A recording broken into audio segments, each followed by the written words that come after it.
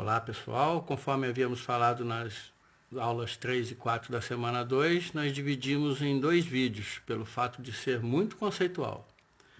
Vamos dar agora início ao segundo vídeo com a aula 4, falando sobre o crescimento de curto, médio e longo prazo. Vamos nessa!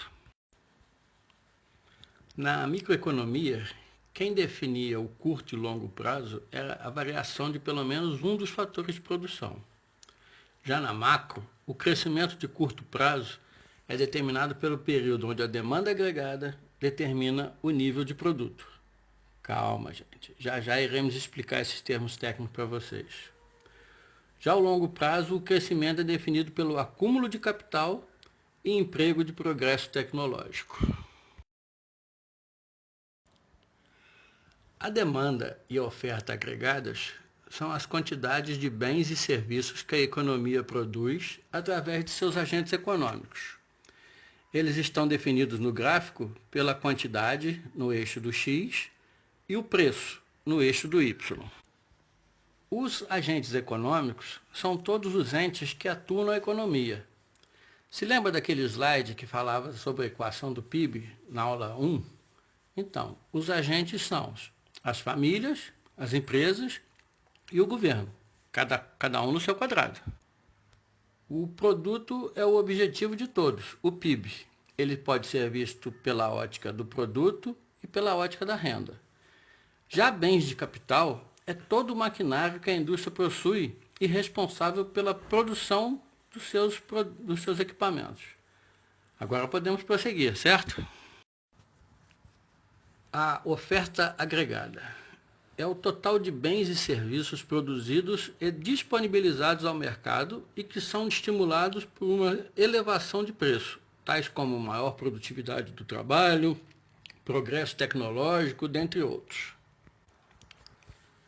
A representação por uma reta positivamente inclinada, conforme vemos no gráfico, nos sinaliza que preço e quantidades são diretamente proporcionais. Ou seja, aumento nos preços significa aumento nas quantidades. Este modelo de curva de oferta positivamente inclinada vai nos servir como um modelo de estudo. Veremos ao longo das nossas aulas que ela irá se alterar o seu formato conforme a situação se desenhar. Agora veremos a demanda agregada. Ela representa a quantidade de bens e serviços que os agentes econômicos irão adquirir conforme os preços praticados. Ao longo do nosso estudo, iremos ver que outros fatores influenciam essa demanda, tais como renda, alíquota de impostos e taxa de juros. Estes outros fatores que vão ter influência na demanda agregada vão variar conforme as políticas monetárias e fiscais empregadas. Conforme vimos no gráfico, a curva da demanda agregada é negativamente inclinada e nos faz ver que a relação preços e quantidades é inversamente proporcional, ou seja, aumento nos preços significa redução nas quantidades demandadas. Agora você deve estar se perguntando, mas o que faz um trem numa aula de economia? É que começamos ilustrando com um trem para fazermos uma analogia. Ao dar início à sua jornada, um trem demora a pegar velocidade constante. Da mesma forma que ao acionarmos os freios, ele leva em torno de 300 metros para parar completamente. E na economia não é diferente. Ao se adotar uma política econômica, leva um tempo até os fatores se ajustarem. O crescimento de curto prazo. Quando o PIB cresce, há alguma alteração nas taxas de inflação, câmbio, desemprego e de renda na economia, dentre outras. O inverso também é verdadeiro. Alterando-se esses fatores, há um resultado no produto. Tudo está interrelacionado na economia, ou seja, uma alteração em uma variável econômica altera uma e outras variáveis econômicas. Essas alterações podem surgir imediatamente, em pouco ou em muito tempo.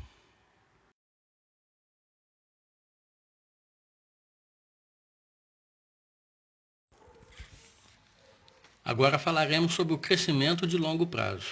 Como já vimos, é no longo prazo que as empresas tiveram o tempo necessário para se adaptar ao crescimento econômico, investir em melhoria nos seus processos de produção e na capacidade tecnológica e nos bens de capital. Já estão usando todos os seus fatores no limite e não tem como aumentar a produção. É justamente no longo prazo que se verifica que as ações econômicas derão o resultado esperado. Ainda falando sobre o longo prazo, você vai verificar que não se consideram as questões relativas ao curto prazo, como recessão, inflação, desemprego ou prosperidade. A ideia é concebê-lo como um período de tendência para onde a economia está caminhando. A oferta agregada de longo prazo nos oferece a quantidade produzida. O nível de preços será definido no exato ponto de encontro da oferta com a demanda. A renda gerada para esse nível de produção, dividida pelo total de habitantes, é definida como renda per capita. O conceito de ciclo econômico, a figura 1, já foi definido na aula 3 da semana 2. Pressupõe que a economia se comporte ciclicamente, alternando altos e baixos em relação ao produto no pleno emprego dos recursos. Ao longo do tempo, conforme vemos na figura 2, a oferta agregada se comporta de diversas formas. Temos no gráfico a oferta agregada de curto prazo, médio prazo e longo prazo definidas pelo formato. As teorias econômicas, o clássico e a keynesiana.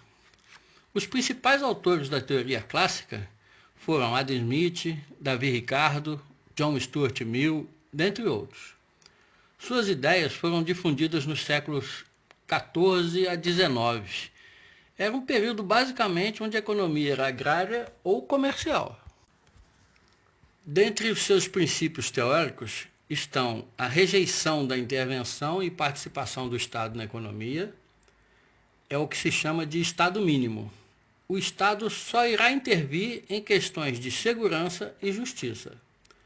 A curva de oferta é vertical e eles defendem que o ideal de pleno emprego, os salários irão flutuar até o ponto onde os desempregados iriam aceitar o trabalho por um valor menor a ficarem desempregados sem nada ganhar.